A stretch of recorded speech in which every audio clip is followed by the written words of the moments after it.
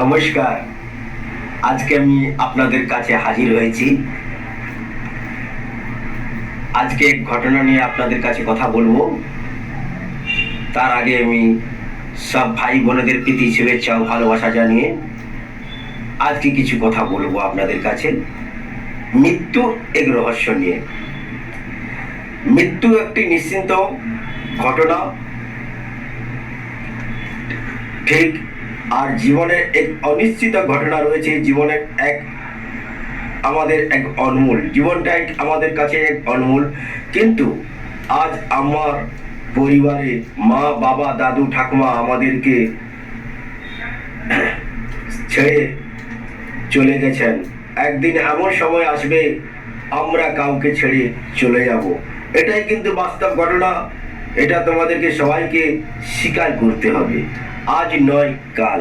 কিন্তু আপনজনেরা ও আত্মীয়রা আমায় ছেড়ে চলে যায়, তখনই আমাদের খুবই কষ্ট হয়, তাই না? একদিন নয়, দুদিন নয়, 3 দিন নয়, সব সময়ের জন্য ছেড়ে চলে যায়।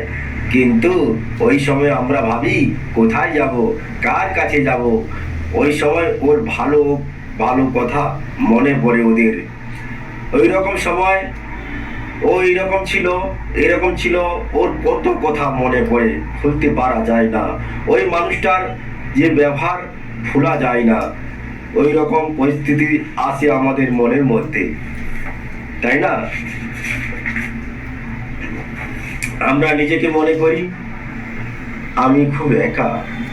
আমাদের মনের মধ্যে বিচার আসে, এই কথা কাউকে বলতে পারা যায় না।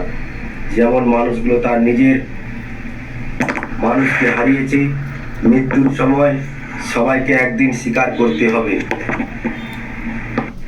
আমি আপনাদেরকে বোঝাতে চাই যে এই পরিস্থিতি প্রত্যেকটা মানুষের কাছে আসে, কিন্তু এই পরিস্থিতি বাইরে আমরা কোনো দিন আসতে পারবে না।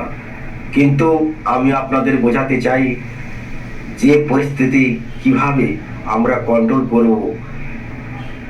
সুখ আর দুঃখ কোনো আপনারা আসতে পারবে না। এবং এই রাস্তার ব্যাপারে আমি আপনাদের কথা বলবো। এই পরিস্থিতির আমি এক ঘটনা বলবো, শোনো মন দিয়ে। ঠিক ওই সময় একজন মানুষ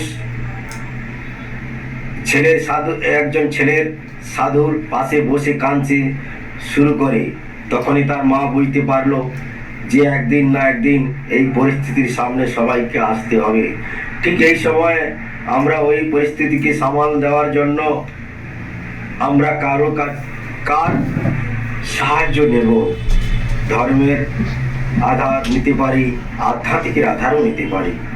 আমাদের ধর্ম পুস্তক শ্রীমদ্ ভগবদ গীতা, আর গীতাকে পুরো দুনিয়া মানে হিন্দু ধর্মে সবাই মানে। তাই আমি গীতার কিছু কথা বলবো আপনাদের কাছে। গীতার মধ্যে জীবনে বেঁচে থাকার উপায় লেখা রয়েছে এবং সিদ্ধান্তও লেখা রয়েছে। আমাদের সব পরিস্থিতির কথাগুলো লেখা রয়েছে। গীতার মধ্যে 18টা অধ্যায় রয়েছে, সেটা আমি তোমাদেরকে শোনাবো। প্রথম অধ্যায়, খারাপ চিন্তা রাখা জীবনের এক সমস্যা। সঠিক জ্ঞান সব সময় দূর করার উপায়। সঠিক জ্ঞান সব সমস্যা দূর করার উপায়। স্বার্থ ত্যাগ করলে 3 নম্বরে, স্বার্থ ত্যাগ করলে সফলতা আর সম্পূর্ণ পাওয়া যায়। 4 নম্বরে, সব সময়ের জন্য ভগবানের নাম করো এবং তাকে স্মরণ করো। 5 নম্বরে লিখেছেন হিংসা অহংকার ত্যাগ করে ভগবানের আনন্দে থাকো। 6 নম্বরে লিখেছেন প্রতিদিন ভগবানের স্মরণ করো এবং ওনার বাণী পড়তে থাকো। 7 নম্বরে সব সময়ের জন্য কিছু শেখার জন্য চেষ্টা করো। 8 নম্বরে অধ্যায় লিখেছেন কোনোদিন খারাপ চিন্তা করো না। 9 নম্বরে লিখেছেন ভগবানের কৃপা নাও, তার মূল্য বোঝার চেষ্টা করো। 10 নম্বরে লিখেছেন, সবার মধ্যে দেবতার গুণ রয়েছে, দেখো মনের মধ্যে। 10 নম্বরে লিখেছি, সবার মধ্যে দেবতার গুণ রয়েছে, দেখো মনের মধ্যে। 11 নম্বরে লিখেছেন, 11 নম্বর অধ্যায়তে লেখা আছে, সত্যটা সবসময়ের জন্য স্বীকার করা দরকার। 12 নম্বরে লিখে অধ্যায়ে, নিজের বুদ্ধি, মন ও বুদ্ধিকে ভগবানের সঙ্গে লাগাও। 12 নম্বর অধ্যায়ে লিখেছেন, নিজের মন ও বুদ্ধিকে ভগবানের সঙ্গে লাগাও। 13 নম্বর অধ্যায়ে, রাক্ষস নয় ভগবানের প্রদান করো, হিংসা নয় নিজেকে।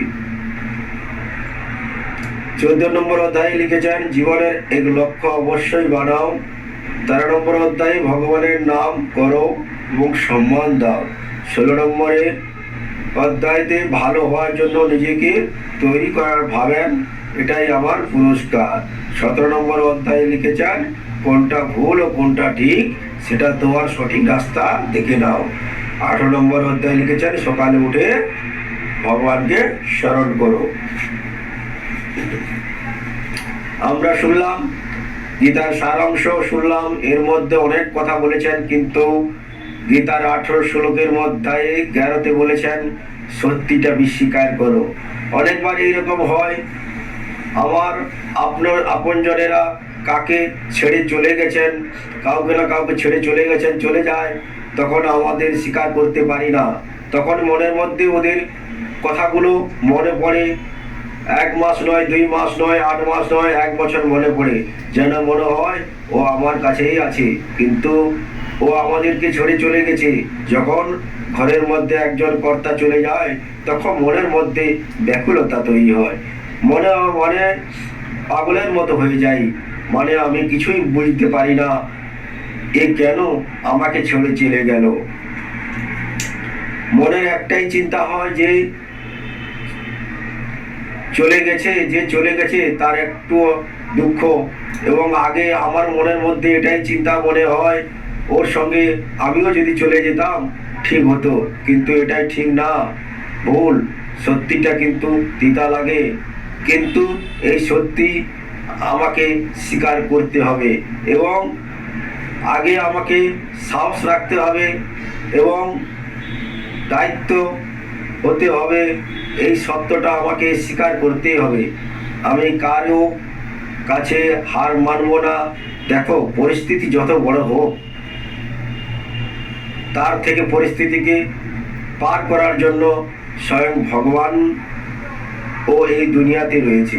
পরিস্থিতিকে নিজেকে কন্ট্রোল করবেন এবং হিম্মত রাখো, একটু আগে পথ চলার চেষ্টা করে। আমরা অনেকবার চিন্তা করি, আরে ও চলে গেছে, আমিও ভাবি এইভাবে সংসারে চালাবো, আমি এইভাবে কিভাবে সংসার চালাবো, আমি তো কিছুই কাজ জানি না, আমি কি করব, আমি এই দুনিয়ার মধ্যে কিছুই বুঝি না, আমি কি করব, কিভাবে সংসার চালাবো, আমার জীবন এখানেই শেষ হয়ে গেল। ও যাওয়ার পর আমার মনের মধ্যে ভালো, কিন্তু মনের মধ্যে অনেক চিন্তা হয়, ভালো নয়, কিন্তু এটাই চিন্তা ভাবনা রাখা উচিত। এই পরিস্থিতিতে সত্য এবং সৎসঙ্গ এবং ঈশ্বরীয় পরিবারের সঙ্গে যুক্ত হওয়া উচিত। আমি মনে করি ভগবান আমাদের সবসময়ের বড় জীবন সাথী, আর কেউ না, মা নয়, বাবা নয়, স্বামী নয়, স্ত্রী নয়, কেউ তোমার পাশে থাকে না, এই ভগবানই তোমার পাশে থাকবে। কিন্তু ভগবানকে প্রথমে চিনতে হবে, প্রকৃত ভগবান কে। আমরা শুধু ভগবানকে পাওয়ার জন্য আজ এ মন্দিরে কাল ও মন্দিরে খালি ঘুরতে থাকি, বর্তমান কিছু মানুষের কথা শুনে, কিন্তু যে মানুষগুলো আপনাদেরকে বলে, মানুষগুলো কারা আপনি জানেন? আপনি জানেন না, কারণ ওই মানুষগুলো রাবণের বংশধর। কিন্তু রাবণ কোন মানুষকে সুখ, রাবণ কিন্তু কোনো মানুষকে সুখ দিতে পারে না। সুখ দেয় কে? ভগবান রামের বংশধর।